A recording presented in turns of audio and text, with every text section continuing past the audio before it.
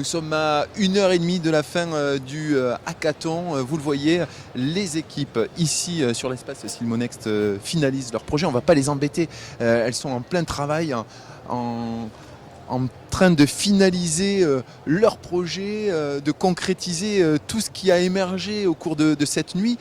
Elles imaginent, vous le savez, le futur de l'optique, le retail optique de demain. Et d'ailleurs, on va aller juste à côté dans un espace futurologie qui préfigure peut-être ce que sera la boutique de demain dans le milieu de l'optique, autour de la 3D. Beaucoup de choses sont envisageables et on va à la rencontre de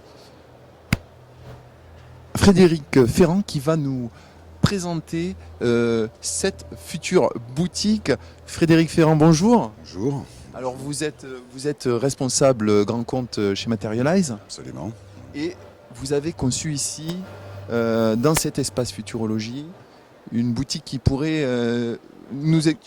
La boutique du futur, en fin de compte, c'est la vision, comme Materialize est une société qui est leader du marché de la 3D, l'impression 3D, pour montrer effectivement que les innovations d'aujourd'hui façonneront les traditions de demain. Donc on a voulu montrer un petit peu ce que notre vision de la boutique du futur. Et donc on a séparé en fin de compte cette boutique. On a travaillé sur 4 piliers essentiels, à savoir l'artisanat digital, le couturier moderne, le client au centre du processus et ceux qui sont aussi très conscients sur le problème de la durabilité. Donc là, on est devant évidemment le premier, ce qui pourrait représenter le premier pilier, qui est donc l'artisanat digital, et qui montre à travers les collaborations qu'on a eues avec différents designers que le 3D pouvait, pas améliorer, mais pouvait donner un petit peu plus de puissance à la créativité.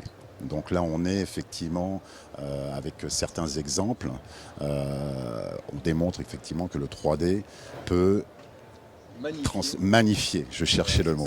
Magnifier. On part de magnifier effectivement la créativité et l'émotion. Donc on parle toujours, même si on parle de haute technologie, on parle toujours de valeur ajoutée humaine. Je veux dire, l'humain est très important.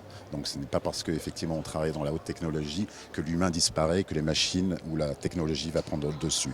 On a toujours la technologie et les valeurs traditionnelles peuvent marcher main dans la main. Oui, c'est d'ailleurs ce que nous on voit à côté à l'occasion du hackathon qui est organisé, c'est qu'on allie plusieurs connaissances, les sciences humaines, l'optique, l'environnement, enfin en tout cas la préservation de l'environnement. On se pose plein de questions autour d'un concept qui est dessiner le futur de l'optique.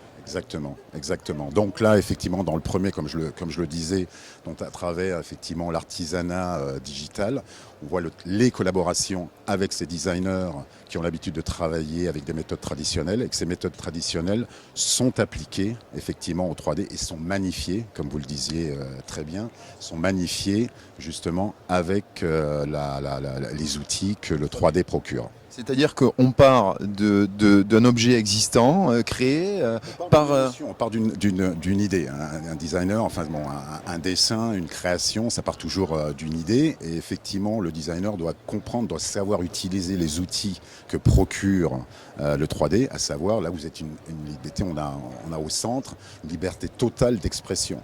Des choses qui ne sont pas possibles d'être faites avec des outils traditionnels. Vraiment comprendre les outils et de pouvoir magnifier tout ça et encore une fois transmettre des émotions comme ça pouvait être transmis avec des techniques traditionnelles. Concrètement, là, sur ces lunettes que nous avons devant nous, est-ce qu'il y en a une en particulier qui pourrait matérialiser ce que vous nous dites ? Là, on est vraiment celle du dessus, donc celle qui est faite par Impressio. Là, c'est une liberté totale de création. Donc des choses qui ne sont pas possibles d'être faites normalement avec des méthodes traditionnelles. Et chaque collaboration, c'est ce qui est assez aussi très important, c'est pour ça que l'humain est très important, nous ont poussé véritablement à améliorer effectivement certaines techniques, que ça soit la finition, que ça soit effectivement le design, que ça soit la combinaison de matières. Le deuxième pilier, ce qu'on discutait, c'est le couturier moderne. Donc là, on est en face effectivement de scanners qu'on peut avoir de façon fixe, qu'on peut avoir aussi de façon mobile. Voilà. Et en fin de compte, c'est comme je disais que ça marchait, les méthodes traditionnelles marchaient main dans la main avec la haute technologie. Donc là, l'opticien a des nouveaux outils à sa disposition. Il peut scanner. C'est-à-dire qu'on rentre effectivement dans une ère de customisation, de personnalisation, excusez-moi pour le franglais, mais voilà, là on rentre en fin de compte. Le couturier moderne a à ses dispositions donc ce type de scanner pour pouvoir personnaliser, choisir effectivement le meilleur produit et rendre effectivement rendre le côté unique du produit et du porteur relativement important. Un exemple, vous me parliez de cela tout à l'heure. Ces lunettes, par exemple, peuvent être... On a plusieurs collections dans cette base de données. Et donc, on scanne effectivement le visage du client. Et en fonction de certains paramètres qui ont été définis, on définit la meilleure taille et le meilleur fit. Donc, on est toujours qualité, élégance, confort et personnalisation. On les retrouve ici, hein, ces lunettes adaptées sur le visage.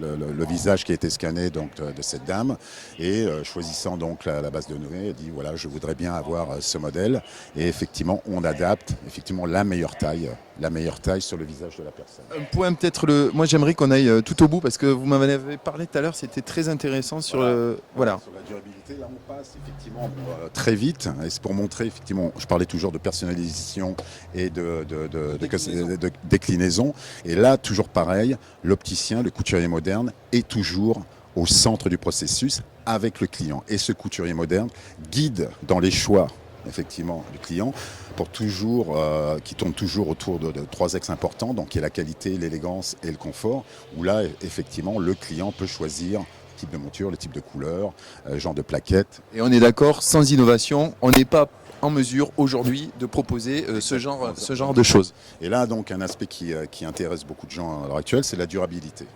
Justement, il dit oui, donc c'est une nouvelle technique de fabrication. Comment vous faites et comment... Qu'est-ce que c'est ? Voilà, donc ça c'est un bloc, ce qu'on appelle un bloc où l'impression 3D, en fin de compte, c'est des millions de particules qui sont fritées avec un laser et chaque monture c'est 600 couches. Donc c'est comme, pour vulgariser un petit peu, c'est comme une photocopie. Hein. Une photocopie à chaque fois, donc il y a 600, donc avec un laser, on a un dessin en 3D qui parle à une machine et un laser retranscrit donc à travers ces 600 couches pour créer effectivement un produit qui a été dessiné en 3D. Là, pour en revenir donc à la durabilité, dans un bloc, on peut imprimer 200 montures. Et ces 200 montures peuvent être toutes différentes. Donc on parle encore de personnalisation et autres. On peut avoir 200 personnes différentes qui sont imprimées ici. Donc on imprime à la demande. Donc le matériel, le produit utilisé, je veux dire, est utilisé uniquement. On n'a pas besoin de dépenser énormément d'argent et de matière. Il n'y a pas de gâchis, il n'y a pas de perte. Il n'y a pas de perte. En plus de ça, la poudre qui est utilisée pour imprimer ces produits, ces lunettes, est réutilisée. Donc là, on est vraiment, on répond véritablement aux attentes de personnes qui nous parlent, qui nous demandent sur la durabilité. Écoutez, merci beaucoup pour cette présentation. C'est un petit peu la boutique du futur. On allie plusieurs sciences, plusieurs connaissances et on se soucie des besoins des gens, des envies des gens. On place le consommateur au cœur de ce que sera le retail de demain. C'est ce qu'on vient de voir ici dans cet espace futurologie. C'est ce qu'on prépare peut-être au niveau du hackathon, dont la conclusion se fera d'ici quelques minutes, quelques heures, 1h30 je crois, à l'heure où je vous parle. À tout à l'heure pour voir la fin de ce marathon créatif.